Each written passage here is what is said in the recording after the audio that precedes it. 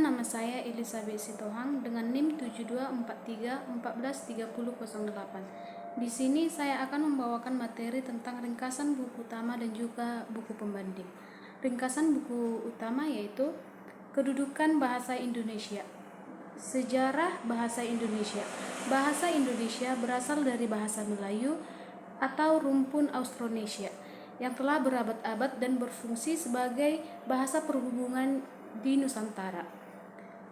Varian bahasa Melayu ada dua, yaitu yang pertama Melayu Pasar, di mana bahasa Melayu digunakan sebagai bahasa sehari-hari yang mudah dipahami, ekspresif, toleran terhadap kesalahan, dan mudah menyerap kosakata dari bahasa lain. Yang kedua Melayu Tinggi, digunakan di kalangan keluarga kerajaan di Sumatera, Melayu, dan juga Jawa. Penetapan bahasa Indonesia sebagai bahasa di Indonesia diikrarkan pada tanggal 28 Oktober 1928. Faktor pendukung bahasa Melayu sebagai bahasa kesatuan: yang pertama sejarah, di mana bahasa Melayu digunakan sebagai perhubungan dalam perdagangan. Yang kedua kesederhanaan sistem, mudah dipelajari dari segi fonologi, morfologi, dan sintaksis. Yang ketiga faktor psikologis, kesediaan suku seperti Jawa dan Sunda menerima bahasa Indonesia untuk persatuan bangsa. Dan yang terakhir kesanggupan bahasa, di mana bahasa Melayu sudah dapat berkembang menjadi bahasa kebudayaan yang luas dan sempurna. Bahasa daerah dan bahasa asing. B. Bahasa daerah. Bahasa daerah merupakan bahasa suku bangsa di Indonesia yang jumlahnya sangat banyak. Fungsinya yang pertama itu kebanggaan daerah, lambang identitas daerah, alat komunikasi dalam keluarga dan masyarakat, pendukung budaya daerah dan bahasa Indonesia. Poin yang ketiga itu bahasa asing. Bahasa asing diartikan sebagai bahasa selain bahasa Indonesia dan bahasa daerah. Fungsinya sebagai alat perhubungan antar bangsa dan sarana pemanfaatan ilmu pengetahuan dan teknologi modern untuk pembangunan nasional. Yang ketiga, kedudukan bahasa Indonesia. Bahasa Indonesia memiliki kedudukan sangat penting sebagai bahasa nasional dan bahasa negara. Sebagai bahasa nasional, bahasa Indonesia berkedudukan sebagai lambang kebanggaan kebangsaan, mencerminkan nilai-nilai sosial budaya bangsa. Yang kedua, lambang identitas nasional, sebagai identitas yang serasi dengan lambang kebangsaan lainnya atau bendera dan lambang negara. Alat perhubungan antar daerah, antar budaya, dan juga antar suku. Dan yang terakhir, alat pemersatu etnis, budaya, dan bahasa.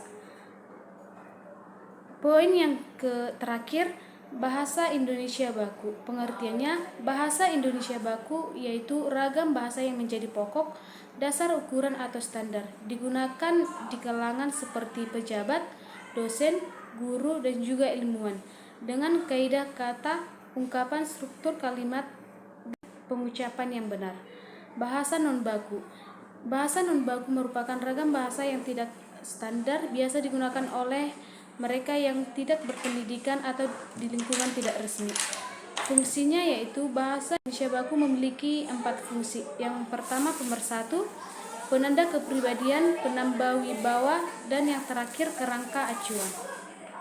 Konteks pemakaian digunakan dalam situasi seperti komunikasi resmi, contohnya surat menyurat, dinas, pengumuman, instansi resmi, dan lain-lain. Ciri-cirinya yaitu memiliki keunggulan wilayah dan waktu penggunaan, kemantapan dinamis atau kaidah relatif tetap dan tidak berubah setiap saat. Dan yang terakhir cendekia, mencerminkan cara berpikir secara teratur, logis, dan sistematis, sehingga dapat digunakan untuk menyampaikan gagasan atau pikiran secara teratur dan sistematis. Di sini saya akan menjelaskan tentang buku pembanding, yaitu Kedudukan Bahasa Indonesia, di mana bahasa Indonesia berasal dari bahasa Melayu, sama seperti buku utama tadi. Bahasa Melayu sangat mudah dimengerti dan digunakan di kalangan masyarakat sejak dahulu. Di sini saya akan menjelaskan tentang bahasa daerah dan juga bahasa asing. Bahasa daerah menurut buku pembanding yaitu bahasa yang digunakan oleh masyarakat etnik tertentu di Indonesia dan merupakan bagian dari budaya daerah. Kedudukan dilindungi oleh hukum atau yuridis Undang-Undang 1945 Pasal 32. Negara menghormati dan memelihara bahasa daerah sebagai kekayaan budaya nasional. Undang-Undang Nomor 24 Tahun 2009. Bahasa daerah dapat digunakan sebagai bahasa pengantar dalam tahap awal pendidikan untuk menyampaikan pengetahuan tertentu.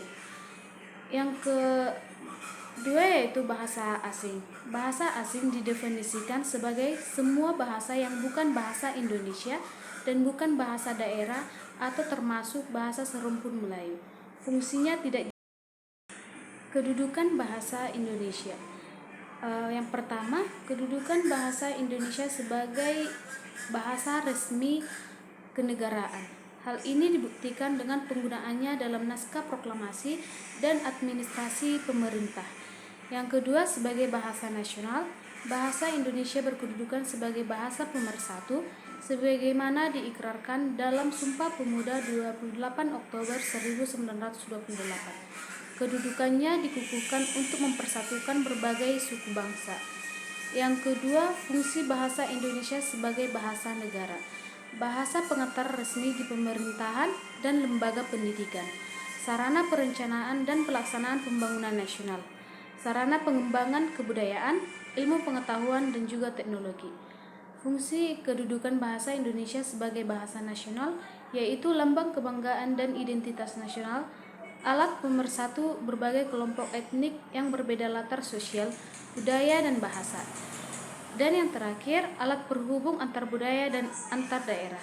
Fungsi khusus secara umum yaitu teks merujuk pada beberapa ahli yang mengemukakan berbagai fungsi bahasa seperti fungsi instrumental, regulasi, interaksi, ekspresi diri, kontrol sosial, pengembangan kecerdasan, dan penciptaan kreativitas. Masing-masing fungsi memiliki indikator pencapaiannya. Assalamualaikum warahmatullahi wabarakatuh. Perkenalkan, saya Norma Anggun. Di sini saya mendapat bagian dari kelompok saya, yaitu CBR. Saya mendapat tugas mengenai keunggulan buku.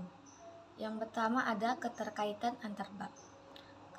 Keterkaitan antar bab buku-buku seperti bahasa Indonesia untuk perguruan tinggi oleh Friedrich Lubitsch biasanya memiliki struktur bab yang sistematis dan saling berkait. Contohnya, bab 1, sejarah dan kedudukan bahasa Indonesia menjadi landasan teoritis untuk memahami konteks kebahasaan dan lingkungan akademik. Di bab 2, penulis teks akademik menguatkan dasar berupa jenis teks ilmiah, struktur, kaidah, formal, yang nantinya dibangun oleh bab selanjutnya. Habis itu ada tentang kemuktahiran materi. Aspek muktahir dalam pembahasan bahasa Indonesia. Yang pertama, 1. Literatur terkini. Buku akademik sejenis seiring menyertakan pustaka terbaru agar relevan dengan pengetahuan dan praktik terkini. Yang kedua, konteks perkembangan komunikasi dan teknologi.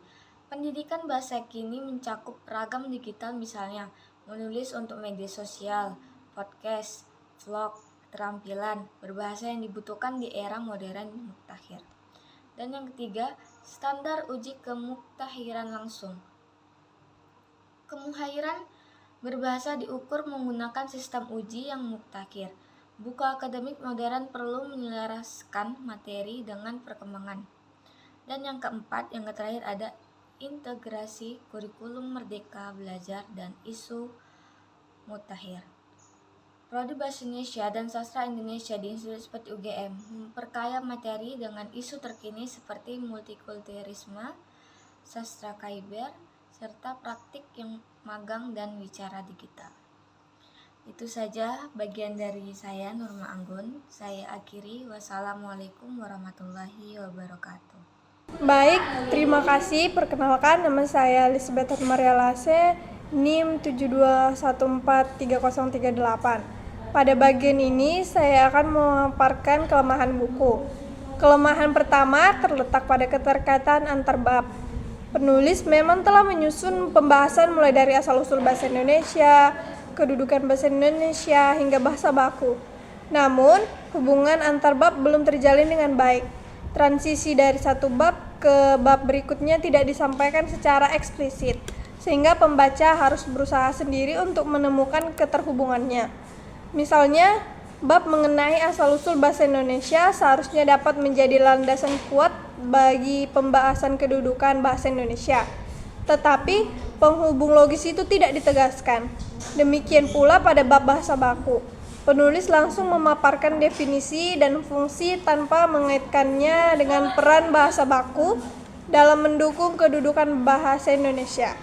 Selain itu, terdapat pula pengulangan informasi seperti fungsi bahasa Indonesia sebagai pemersatu yang dijelaskan pada bab kedudukan, kemudian diulangi kembali pada bab bahasa baku. Hal ini membuat isi buku terkesan repetitif. Kelemahan kedua terletak pada kemutakhiran buku. Referensi yang digunakan sebagian besar masih bertumpu pada tokoh-tokoh lama, sehingga perkembangan bahasa Indonesia 2 dekade terakhir kurang mendapat perhatian. Misalnya, fenomena penggunaan bahasa Indonesia dalam media sosial, dunia digital, maupun platform internasional tidak dibahas. Begitu juga dengan tantangan baru yang dihadapi bahasa baku akibat dominasi bahasa gaul, singkatan media sosial, serta campuran bahasa asing dalam percakapan sehari-hari. Belum mendapat sorotan dalam buku ini. Dengan demikian, dapat disimpulkan bahwa meskipun isi buku kaya informasi dan cukup komprehensif, kelemahannya terletak pada kurangnya keterkaitan antara bab serta minimnya kemutakhiran data. Akibatnya, buku ini lebih terlihat sebagai catatan historis dibandingkan sumber rujukan praktis yang relevan dengan perkembangan kebahasaan masa kini. Terima kasih. Halo semuanya, perkenalkan nama saya Alia Auli Nabila, NIM 72431433037. Di sini saya akan membacakan materi saya mengenai implikasi terhadap teori. Nah, implikasi terhadap teori ini memiliki 5 macam-macam teori. Nah, implikasi terhadap teori ini memiliki 5 macam teori. Yang pertama yaitu pendidikan, yang kedua media dan komunikasi, yang ketiga pemerintahan dan administrasi negara, yang keempat identitas negara, dan yang terakhir bahasa asing dan daerah. Nah, di sini saya akan menjelaskan beberapa macam yang telah saya sebutkan. Yang pertama yaitu pendidikan. Bahasa Indonesia menjadi bahasa pengantar utama dalam pendidikan formal dari SD hingga perguruan tinggi. Kurikulum pendidikan harus memasukkan mata pelajaran bahasa Indonesia sebagai mata pelajaran wajib. Nah, yang kedua yaitu media dan komunikasi. Media massa atau cetak, elektronik, dan digital wajib menggunakan bahasa Indonesia yang sesuai dengan EYD. Penyiaran publik dan komunikasi resmi antara lembaga negara harus menggunakan bahasa Indonesia. Yang ketiga yaitu pemerintahan dan administrasi negara. Bahasa Indonesia menjadi bahasa resmi dalam penyelenggaraan administrasi negara termasuk dalam penulisan dokumen, peraturan, dan surat menyurat. Yang keempat yaitu identitas nasional. Bahasa Indonesia memperkuat identitas dan kesatuan nasional digunakan sebagai alat pemersatu bangsa di tengah keberagaman bahasa daerah. Nah, yang terakhir bahasa daerah dan asing. Bahasa asing bisa digunakan dalam konteks tertentu, misalnya pendidikan internasional, tapi tetap tidak menggantikan kedudukan bahasa Indonesia sebagai bahasa negara. Perkenalkan, nama saya Aris Bagariang dengan NIM 724343005. Di sini saya akan menjelaskan implikasi terhadap program pembangunan di Indonesia. Seperti yang kita ketahui, bahasa Indonesia memiliki peran strategis dalam mendukung program pembangunan nasional di Indonesia. Dari isi buku dapat kita tarik implikasinya sebagai berikut. Yang pertama, bahasa Indonesia sebagai alat pemersatu bangsa. Dalam pembangunan nasional, persatuan menjadi syarat mutlak. Bahasa Indonesia yang berasal dari bahasa Melayu dan diikrarkan dalam Sumpah Pemuda tahun 1928 berfungsi menyatukan masyarakat dari berbagai latar belakang etnis, budaya, dan bahasa daerah. Hal ini penting untuk mengurangi konflik sosial dan menjaga stabilitas politik yang menjadi fondasi pembangunan bangsa. Yang kedua, bahasa Indonesia sebagai sarana komunikasi pembangunan. Pembangunan di Indonesia membutuhkan komunikasi lintas daerah, sektor, dan generasi. Bahasa Indonesia yang berfungsi sebagai bahasa resmi kenegaraan, bahasa pendidikan, dan bahasa media menjembatani informasi pembangunan agar dapat dipahami oleh seluruh lapisan masyarakat.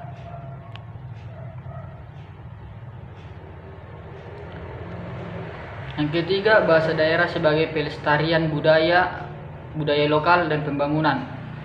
Penggunaan bahasa daerah tidak hanya menjadi simbol identitas kultural, tetapi juga mendukung pembangunan berbasis kearifan lokal. Ini bisa menjadi model sosial pembangunan pariwisata, pendidikan, serta penguatan karakter bangsa. Dan yang terakhir ada bahasa asing sebagai pintu masuk modernisasi. Pembangunan di Indonesia tidak bisa lepas dari hubungan internasional. Bahasa asing seperti bahasa Inggris diperlukan untuk mengakses ilmu pengetahuan teknologi serta perdagangan global. Sekian yang saya sampaikan. Terima kasih. Perkenalkan, nama saya Ren Sombing. Di sini saya akan membawakan materi saya tentang pembahasan dan analisis. Bahasa Indonesia memiliki kedudukan strategis sebagai bahasa nasional dan bahasa negara. Sebagai bahasa nasional, bahasa Indonesia berperan sebagai alat pemersatu berbagai etnis, lambang identitas, dan sarana komunikasi antar budaya, yang pengangkatannya dimulai sejak Sumpah Pemuda 28 Oktober 1928. Sebagai bahasa negara, bahasa Indonesia digunakan dalam kegiatan kenegaraan, pendidikan, administrasi, serta pengembangan kebudayaan dan ilmu pengetahuan. Bahasa baku menjadi standar komunikasi formal, penanda kepribadian dan kerangka acuan kaidah bahasa. Sementara bahasa non-baku tetap digunakan dalam komunikasi sehari-hari. Selain itu, bahasa daerah dan bahasa asing turut mendukung perkembangan bahasa Indonesia. Bahasa daerah menjadi identitas lokal dan budaya, sedangkan bahasa asing menjadi sumber kata sarapan dan sarana komunikasi internasional. Fungsi bahasa Indonesia pun meluas, termasuk membangun kecerdasan, mengekspresikan diri, membentuk karakter, serta menciptakan kreativitas baru.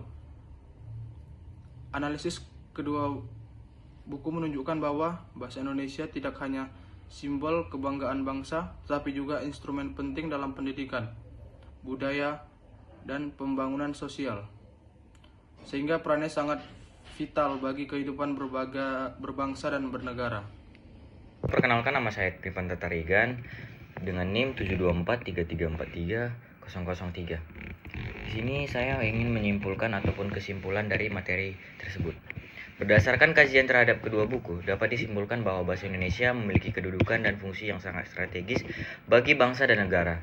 Sebagai bangsa nasional, bahasa Indonesia berperan sebagai alat pemersatu berbagai etnis, lambang identitas, dan sarana komunikasi antar budaya. Sebagai bahasa negara, bahasa Indonesia digunakan dalam kegiatan kenegaraan, pendidikan, administrasi, serta pengembangan kebudayaan dan ilmu pengetahuan. Bahasa baku menjadi standar formal, sedangkan bahasa daerah dan bahasa asing turut mendukung pengembangan bahasa Indonesia melalui pelestarian budaya lokal dan kata serapan. Kedua buku menunjukkan bahwa Indonesia bukan sekedar sarana komunikasi, tetapi juga instrumen penting dalam pembangunan sosial, pendidikan, dan pengembangan karakter bangsa. Baik, untuk sarannya, untuk pembelajaran dan penelitian lebih lanjut, disarankan agar pemahaman bahasa Indonesia dikaitkan dengan praktik nyata dalam masyarakat, misalnya melalui literasi pendidikan formal dan pemanfaatan media komunikasi modern. Penguatan bahasa baku dalam pendidikan dan administrasi negara perlu terus dilakukan agar keseluruhan bangsa Indonesia tetap terjaga. Selain itu, penelitian lebih lanjut dapat mengeksplorasi integrasi bahasa daerah dan kata serapan dari bahasa asing untuk memperkaya kosakata serta mendukung kreativitas dan penggunaan bahasa Indonesia.